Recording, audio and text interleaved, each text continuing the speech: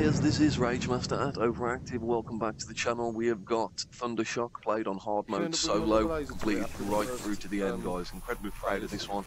It did take me a fair few attempts. You'll see my brother RadicalUK in the background. He's quite new to VR, but he's had some awesome attempts at this stage himself. But this was the one where we finally cracked the nut here. So I'm going to be showing you guys the action. I'm going to be interjecting throughout the video with an overdubbed voice commentary, just to explain to you guys the nuances of really getting a good setup to play through this stage solo. So, hope you enjoy. So this is right into phase 1 of Thundershock on raw data right now. You'll notice that I'm not engaging the first set of enemies straight away. There's a specific reason to this. You can start shooting them as soon as they crawl onto the platform and they'll fall off. That's the quickest way to kill them all. However, if you land hits, one hit a second, you'll start accumulating turret points, and that should allow you, after the first phase, to place a second turret. So by the start of phase 2, you'll be able to have 2 turrets online, and you really do need to be on top of your turret building strategy if you want the best outcome. You'll notice here that the ninja is attacking the objective point, the data core. The best way to deal with ninjas as bishop is to use a fusion charge shot. Generally speaking, seems to be an instant kill. If you land it close range, it's pretty easy to land at close range because they come right up to you. But yeah, if you do land a fusion shot, literally it is the end of that threat. If you start using standard bullets or what is it, bullet storm, or even if you use slow motion, bear in mind that those enemies can deflect bullets. So it's best to use either a charge shot or a fusion charge shot to do damage straight away. As you notice, I'm stacking up turrets on the right side because there's 2 data cores on this level. You need to pick a side really for your turrets and defend one, and allow those turrets to defend one side, and just tab over to that side to support your turrets. It's important to defend the data cores as well as your turret setup, because the more turrets you lose in the earlier phases, the less total turrets you're going to have up for the later phases, which you'll really need them. The later phases pretty much depend on having a good turret setup, so you'll know whether or not you're going to fail or succeed based upon how many turrets you've got by phase 3. Here I am just checking my turret building device just to see exactly how the points are accumulating, because I want to try and get as many turrets down as possible. Yeah, I think that's the... You might notice also that my strategy for dealing with the enemies, for shooting the enemies, depends largely on the charge shot. Charge shot is a really good way of getting DPS out. Also, penetrates through walls, so even if you can't see your enemy from the other side of the arena, you can take pot shots through the entire arena, regardless of line of sight, to still score hits. And charge shot is just ridiculous damage as well. Like, for the general enemies, you'll kill them in 1 shot. Sometimes 2 shots, but the fact that charge shot goes through packs of enemies means that you can basically put a multiplier on your DPS by using charge shot whenever your enemies are lined up, which is incredibly good down the straight corridors. Like you should be using charge shot pretty much as possible, and I use it very heavily throughout this game. So by this time now I've got 2 laser turrets and a plasma turret on the right side. It's a good setup to kill enemies at range and the ones that close in for melee attacks. Plasma turret's really good against the heavier enemies as well. So as you can see now, I'm up on the box there to get good line of sight on some of the enemies, and with the big enemies you've got to use the time warp, and you want to try and dump at least 2 mags from each pistol every time you do a time warp. I've mentioned before in earlier videos that time warp as a damage multiplier on your shots while you're shooting during the time warp. So when you use time warp, you really need to start kicking out the shots. So you'll notice me doing that there. Again, relying heavily on the charge shot here. Even firing through walls is really good. If you see the larger, medium sort of enemies, you want to start putting DPS on them as soon as you can with charge shots, and that'll soften them up for when they close in on the vulnerable bits like turret setups and the objective points.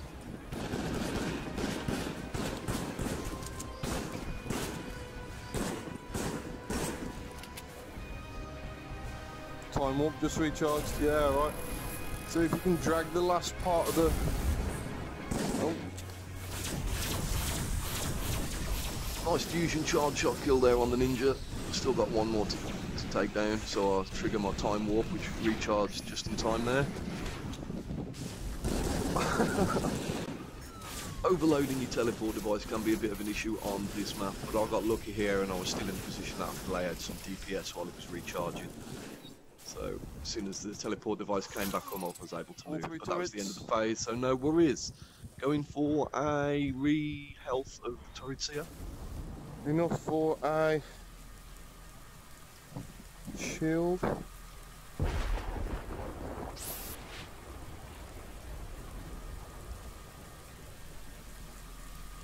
Oh, it will, yeah, you're right, you are right. Just talking with my brother there, trying to find the best placement for the coverage for the shield gen. Shield gen takes a few hits and then recharges. So long as the tower itself doesn't get destroyed, then the shield will come back up later. Decided to put it right there to give the laser turrets line of sight down the corridor, and it's just slightly outside the range of that plasma turret there. So I think that network of turrets works pretty well there. Alright, we're going, this is it. So yeah, good practice on this map is to get right on top of the boxes for a nice view as soon as you start a phase. That allows you to start laying out damage as soon as the enemies start popping out their containers.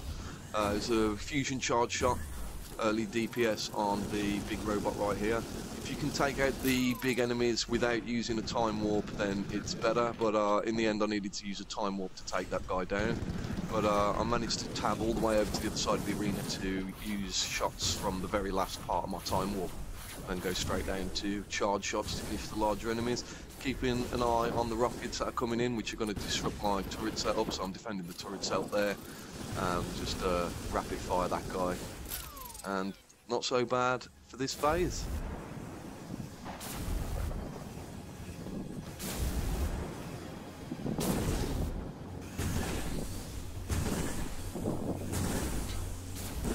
As you can see, I'm back up on the box for the start of this next sort of wave in the phase. I'm just basically thinning the herd with synchronized charge shots. It's really good, as I say, if you can catch the enemies before they start spreading out. If you can use charge shots to cut through maybe 3 or 4 packs, sometimes you can get 4 or 5 hits with each charge shot as it goes through the enemies. So always be looking for that kind of opportunity, because that's all going to help take out the enemies quicker.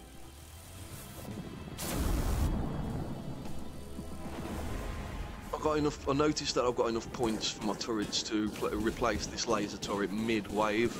That's really good. What you don't want to do is max out to the limit of 300 turret points and not use them.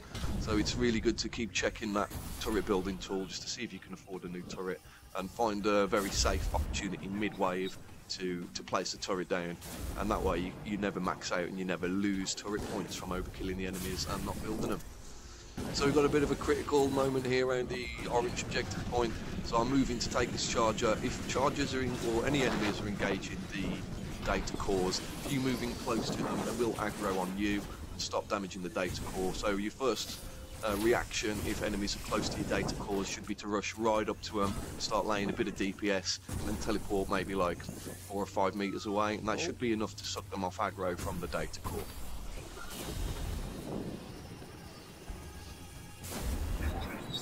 This is the hard one. Oh, no, I'm going to fight him. Let the turret still with him, charge my shit. So what I'm referring to there is between waves, sometimes you'll get one really slow moving robot enemy, and if you can take your time, instead of killing him straight away, then you'll give time for things like your time warp to charge up, ready for the big surge of enemies in the next wave. And here's where that paid off. I've got a time warp ready for this big guy, so I use that to completely annihilate that guy, and then tab over just to defend the other objectives, check on the turrets, charge shots through the walls. Rebooting. Fuck back, get the fuck back, get the fuck back. So right there is me using standard shots to push the red enemies back. If it's not an instant killing blow, then the enemies will stagger back per shot. You can use that to push the red exploding enemies away from your turrets. I just managed to get that red exploding enemy away from my turrets. It did take out the terrain, that was close, and I think it did take out one of the turrets there, but I got enough points to rebuild, and that's phase cleared. I've got enough for another turret. We're gonna make it. Plasma. Yeah, make sure you spend all your turret points before you begin the next phase. That's very important. Your turrets instantly build if the phase isn't currently underway.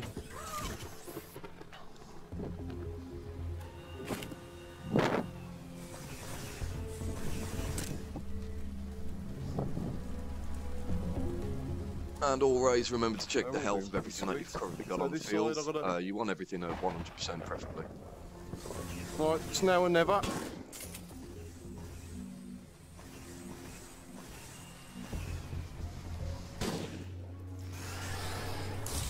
Here's me pre-charging a fusion charge shot here, because I know I'm going to need it for phase 5. Something big's going to come out straight away.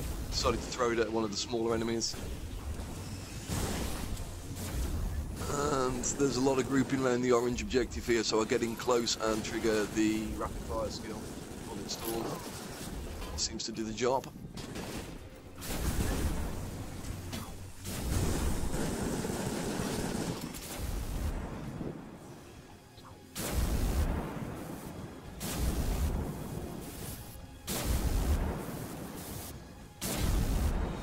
Fuck. Cancelled my turret. If you take a hit while building a turret, your build timer is going to reset and the turret won't appear, so you've got to decide, commit to safely building turrets. If you do get a cancel, you need to switch back to your weapons and start defending yourself once again. There's another ninja takedown with charge shot. The last guy didn't quite drop, but the plasma turret took care of him. Aerials.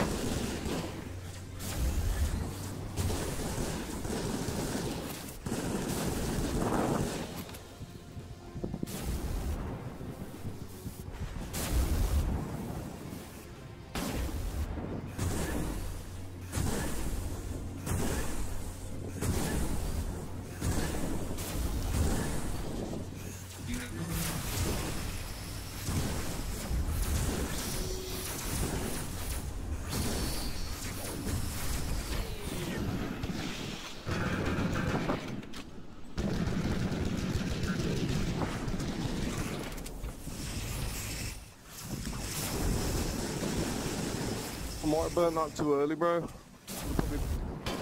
Just telling my brother there that I'm a bit fearful that I've used my time warp a little bit too early, because the final part of phase 5 is pretty lethal. Probably going to be multiple super large bots there. So at this point I'm taking my time at defeating this enemy because I want more charge on my skill cooldowns. So that guy's gone, but the next wave is beginning of phase 5, and this one looks like it's going to be maybe the last one. Start cutting down the shaft there with charge shots, trying to get the straight line hits now down the corridor. I mean, that charge shot there took probably about 6 or 7 guys out. Using my speed to go from the left side to the right side is incredibly important to be good with your teleporter so you can get around. Always going back up to the box if I've got spare time.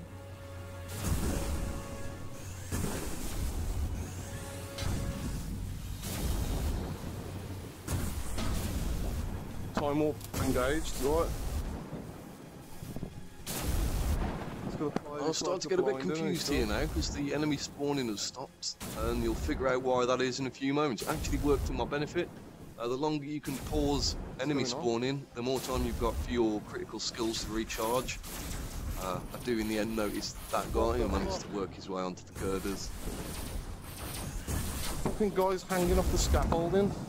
Mind you, that worked in my favour. Allowed me to recharge all my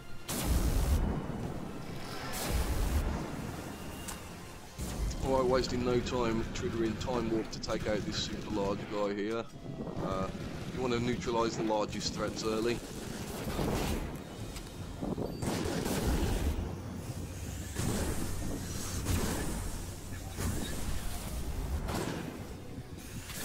Whoa.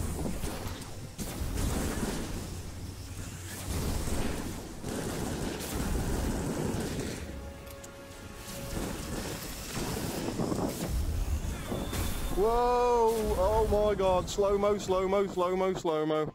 So yeah, pro technique here is if you die, especially with Bishop, remember that you will get all of your skill recharges back. I was able to trigger time warp there.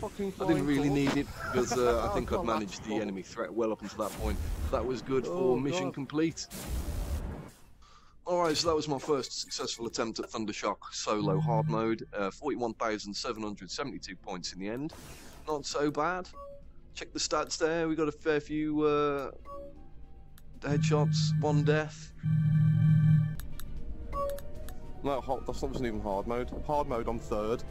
So that attempt was good enough to get me 3rd global ranking for hard mode on Thundershock there, solo playthrough. If you guys found this narrated playthrough interesting or helpful, please chime in the comments. If you've got any other things to add, like strategies I might miss out on, anything to make me better, if you want to ask anything to make yourself better, it's all about sharing information on this channel. We love to have a dialogue with you guys in the comments. We're going to be doing a lot more raw data in the future, as well as all of our other regularly played titles, Gorn and onward. If you guys want to subscribe for more of this content in the future, we would appreciate it. Thank you very much for everybody who managed to help us break 400 subscribers recently. We just hope you'll tune in for future videos. Thanks very much. See you guys in the future.